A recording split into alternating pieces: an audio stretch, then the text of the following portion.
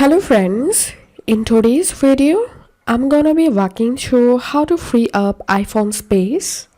First of all, tap on settings, scroll down, general, iPhone storage, and from this app list, you'll need to tap on the app which you don't use. For example, I'm gonna tapping on voice memos. If it's been a while since you last used the app and it's taking up too much space, tap it to see the app size and how much data it's storing on your iPhone. Choose whether to delete the app or just offload the app from the iPhone temporarily.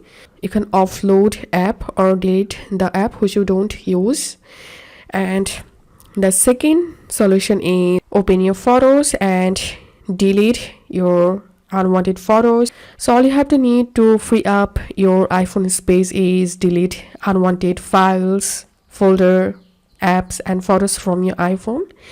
If this video helped you, give a thumbs up and please consider subscribe to 5 Minute Solution. Thank you for watching.